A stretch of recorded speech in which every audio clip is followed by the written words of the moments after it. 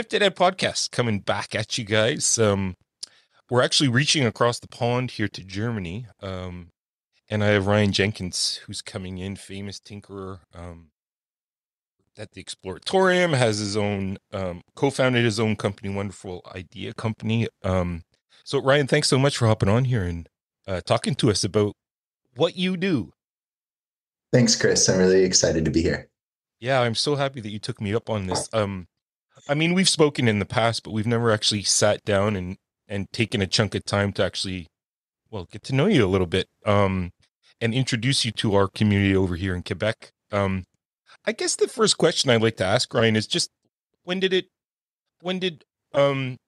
education and engaging kids and using your hands, your heart, and your head together to create, where did all that start to come together for you as a professional?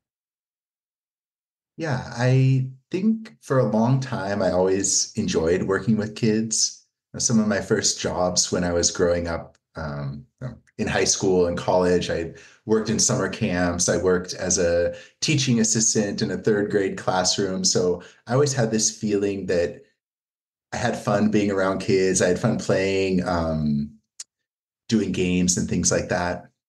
And then I actually applied working at the Exploratorium Science Center in San Francisco, basically the year after I graduated from university. And it was really a bit of a whim, and it was a bit of a unexpected thing for me because I really didn't like science Mm, at all. And I didn't feel like it was for me. And I felt like this was something that was only about getting the right answer, only about filling out the test in the lab form. But I had gone to the Exploratorium and I really thought it was a cool place. I thought it was really interesting environment, and so I applied for a job. And after being there for a few months, a few years, I started to see science and engineering and math and art as ways of exploring the world. And an amazing thing about the environment is you're just surrounded by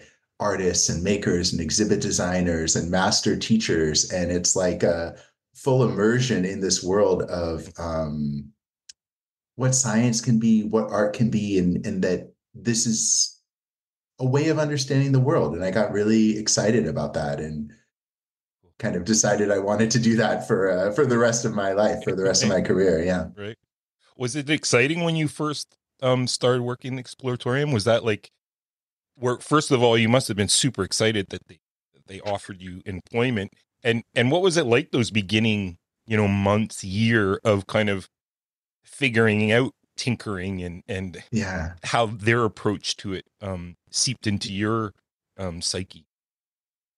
Yeah. No, I mean, I really was amazed. I mean, I got the chance to work with some of the artists who were there from the very beginning. I remember I had the chance to go on a light walk with the artist called Bob Miller, who was there basically from the beginning of the Exploratorium. And he took us on this, half an hour, 45-minute stroll around the Palace of Fine Arts in San Francisco, where the Exploratorium used to be, and just started looking at the way that light was traveling through the trees and reflecting off the water and the shadows and the images. And, just like a door opened up, and I said, wow, like there's all these things that are in the world that you never notice. And that's really fascinating. It's really Hmm. interesting. And I think, in the same way, it was really eye-opening to me when I started working with the tinkering group there with Mike Petrich and Karen Wilkinson, who direct the program, that they really introduced this process of building and exploring materials.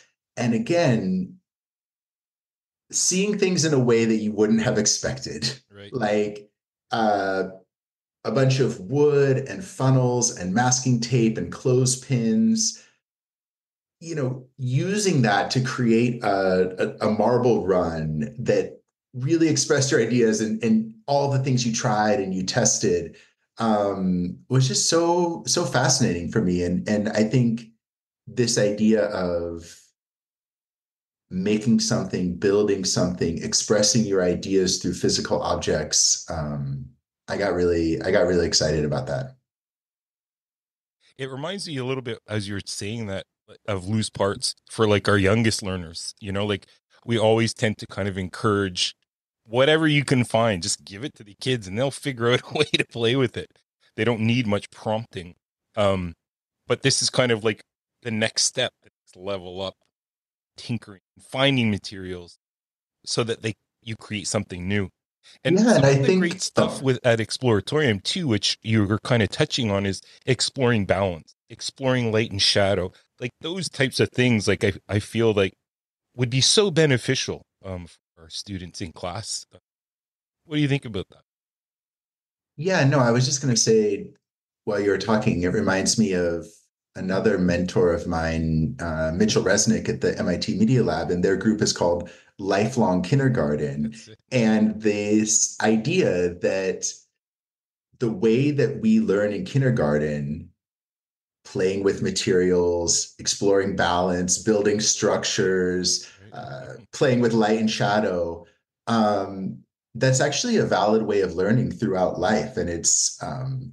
important for older children. It's important for high school students. It's important for adults, and I really agree with the philosophy of the lifelong kindergarten group that unfortunately, it sometimes seems now that kindergarten is becoming more like regular school or more like real life. Mm. And I see actually the opposite would be really valuable if in real life and in the rest of the school year, school time that kids have, we could do more things with that approach Sure. of kindergarten, of exploration, of playing. I think that's for me, that's the best way to learn. And it's the way of learning where you're really, you care about what you're doing. And I Hmm. think that's so important. Sure. Uh, you Well, know, to get that engagement, absolutely. And we have tons of research that say play is the way for our youngest learners to learn. And that if you're not, it's going to hinder them down the road. That it's so necessary a part of their development, all little humans.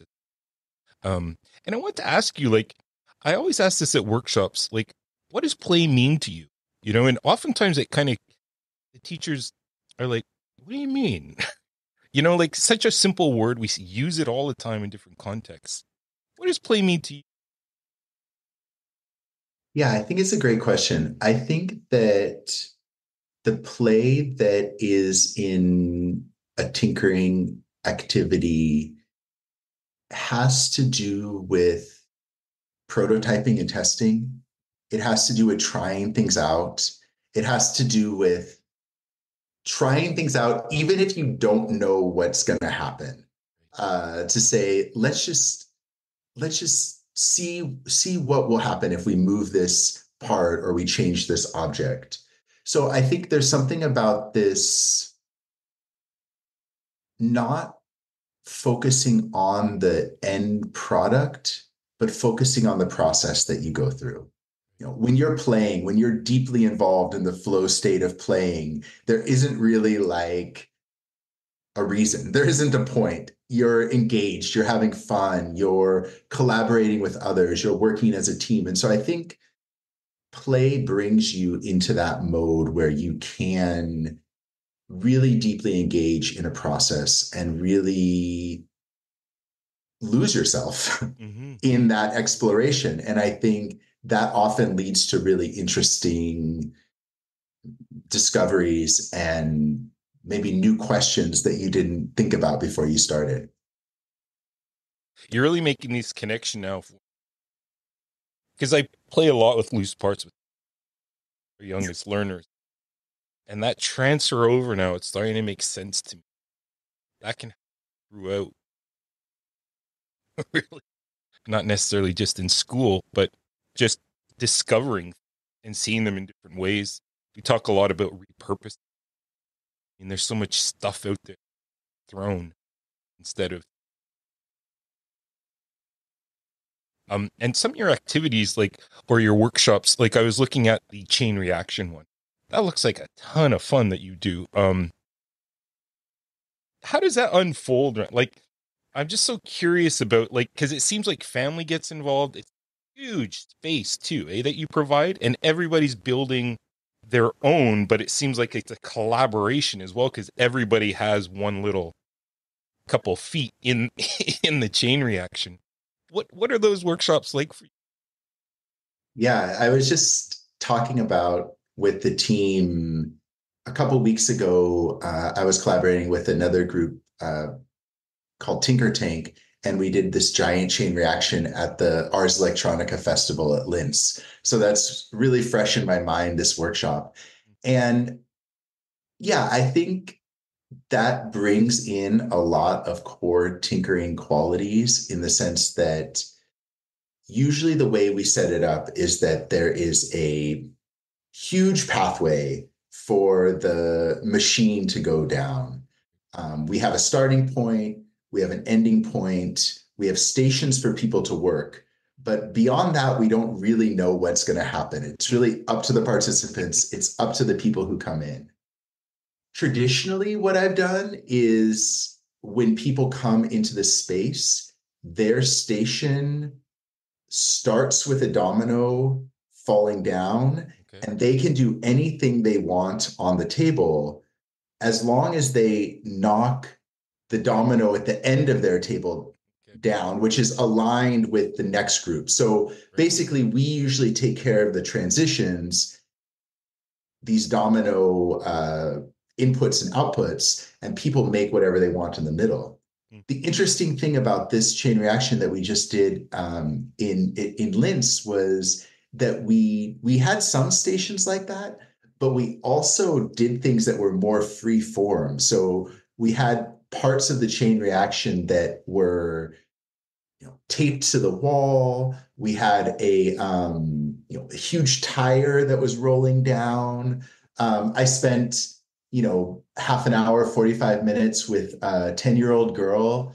It was her birthday, and she drilled together a big wooden ramp for a car to go down.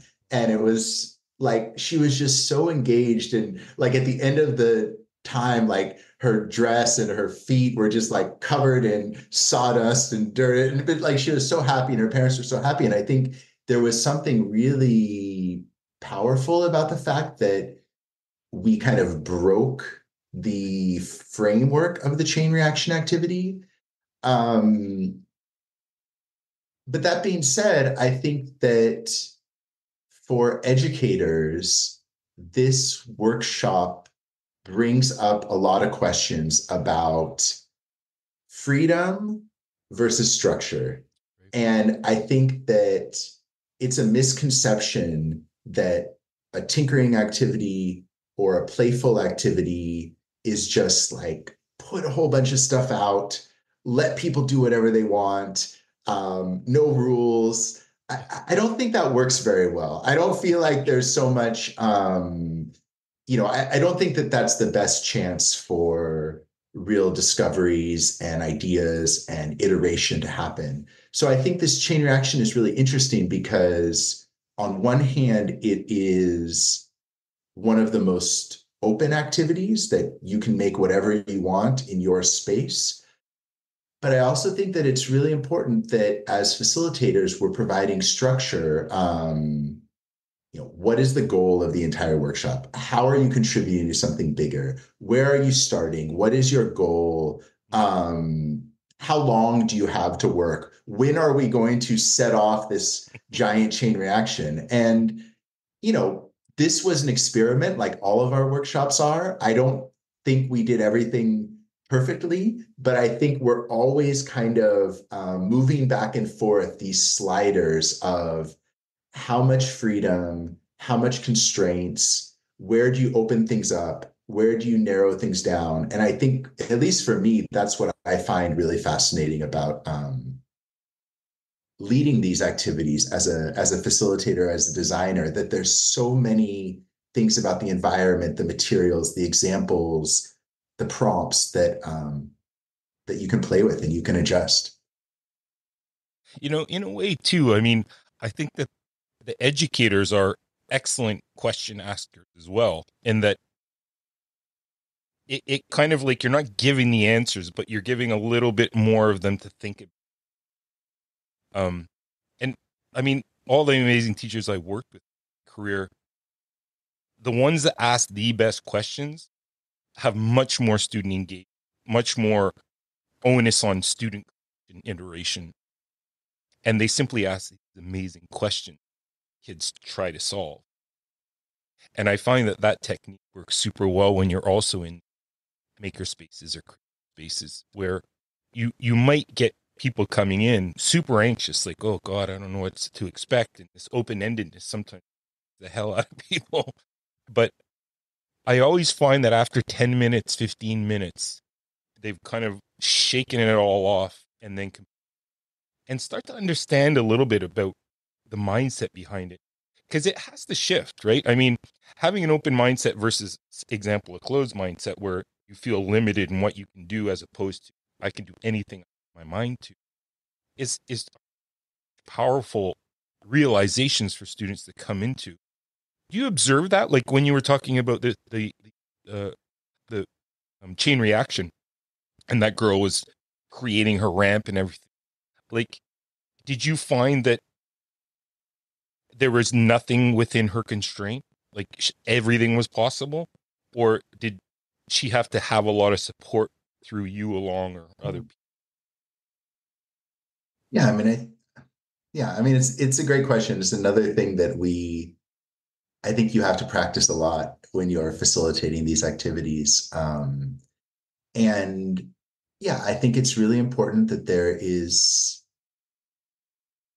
an educator in the space that is friendly, that is welcoming, that I always ask kids like what's your name? My name is Ryan. I'm going to show you what we're doing here. And just having these kind of, I mean, for me, it's also an authentic connection. I mean, like I would Mm, do with anyone to introduce myself. So I think those kind of initial just welcoming to the space and letting people know that they're welcome here, they can participate, there's a place for them. I think that's really important. And then, I usually think about having this first initial success. And that can look different in a lot of activities, but I usually stay with people until they've put something together that they're like, oh, it works now, or oh, cool, like that happened. And I feel like once people get to that point, right. maybe for this girl, it's like I screwed two screws into into this ramp, and now it stands, like it's sturdy, it's stuck.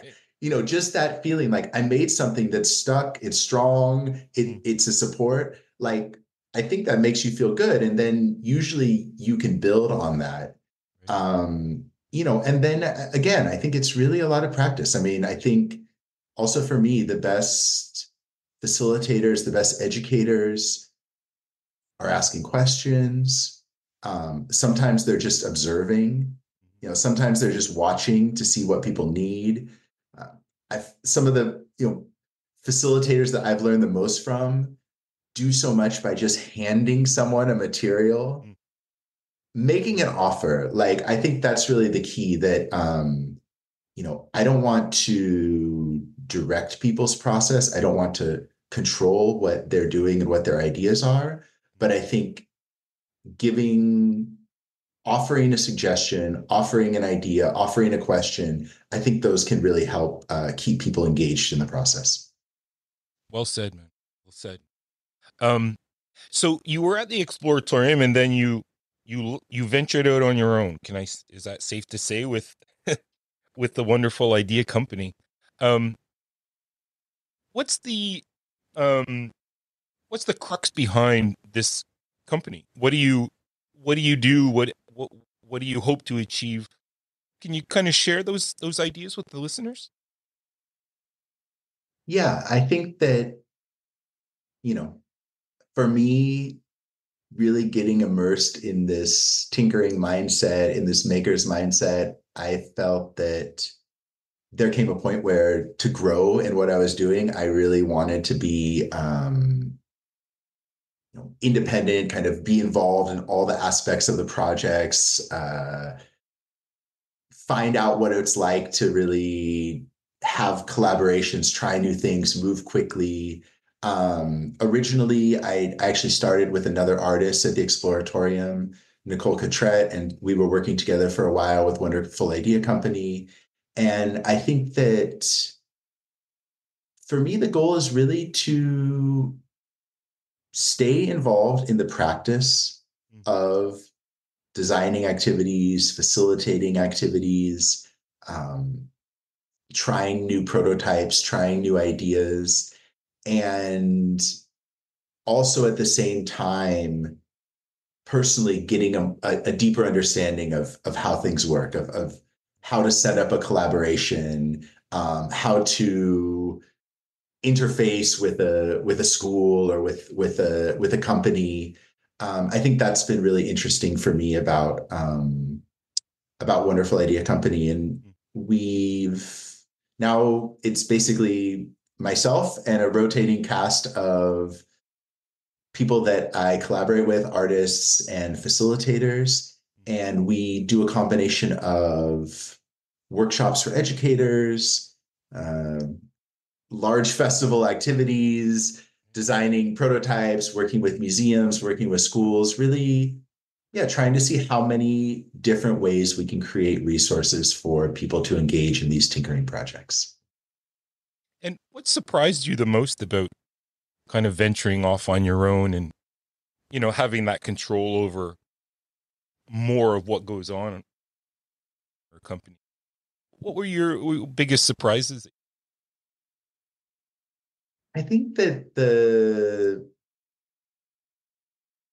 I think that's a good question. I think there is a sense of looking behind the curtain. When you are involved in all the aspects of the project, you see a bit more what the goals of the partner you're working with are, what the goals of the facilitators or the people you're working with. I think you have more of that holistic view, and I think that's been really interesting for me to kind of see the behind the scenes side of that. And then I don't know. I think you say surprising. I think for me, it's just surprising how personally, I don't know what's the word, like engaging it is to be in this world. I feel that now I've been doing this as an independent consultant for 7 or 8 years, so I'm a little bit more balanced. But I think in the beginning, you're just um, you're so invested in like, will this project happen? Will this project happen? Does this person want to work with me? Do they? And of course, in the real world, like there's a million ideas and there's a million projects, and some things work and some things don't. But I feel that like it takes a while, at least for me, when I became a freelancer, to kind of ride that wave of like uh, something not going according to plan, and then something great happening, and then something, and to kind of do that in a balanced way. I think it's surprising how intense that can be. Cool observation. Um, yeah, 7 years, 7, 8 years Something like you've that, yeah. started. Um, and I do want to talk about your book. So you have this great new book coming out, The Tinkering Workshop: Explore, Invent, and Build with Every. How did this all come to be? This book. How did it start? And like, tell us about it, because it's coming out in October, I think. Ryan, is that accurate? Yeah, it's coming out on October 15th, so we're about Cool. 3 weeks away Right as on. we're talking from the release date.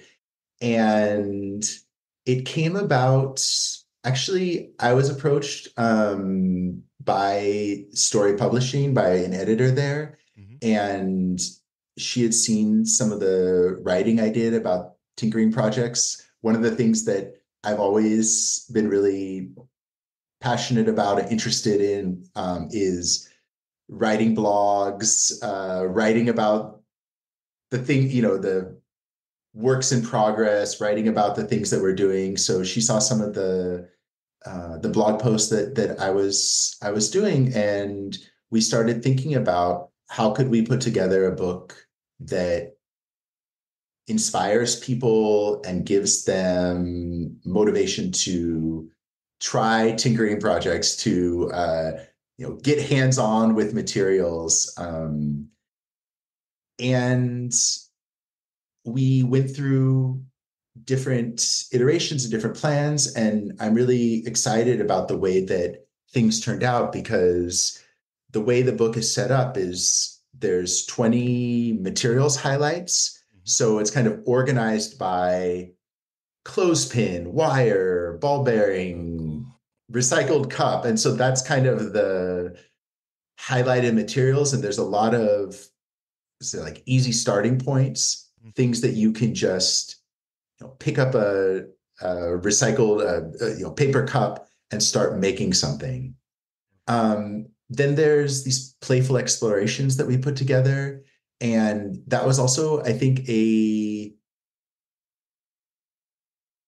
something new, something that we had to figure out how to do together, where a tinkering exploration is not step by step.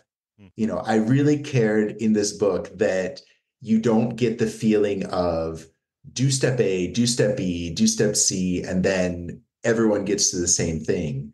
So, in each project, we do have a materials list, we have a couple first steps, but the majority of each page is a large spread with a lot of these questions, facilitator tips, Mhm. things that I might say to people doing these workshops. We tried as much as we could to have multiple examples. So if we're making balancing objects, I think there's 5 different possibilities Oh, that we cool. show on the page. And hopefully what that means is that people will then do the 6th possibility and the 7th possibility. Um, it's really an experiment for me to try to put the facilitation, the examples, the prompts from a workshop in this book form. But the thing that I really hope for is that when people get this book, they will be inspired to make something that I wouldn't have expected and that Mhm. I don't know. They're not making the thing that my idea. Hopefully they get inspired to explore their own ideas and try something new using these prompts and materials. Sounds like you took a ton of seeds, them out there, and are like, hey, some will grow if you water them and nurture them. But the ball's in your court, which I love that. Do you think that if a teacher got this book, that they would have the capacity, even if they've never tried it before, of doing some kind of tinkering project, that this book would help support them along that journey?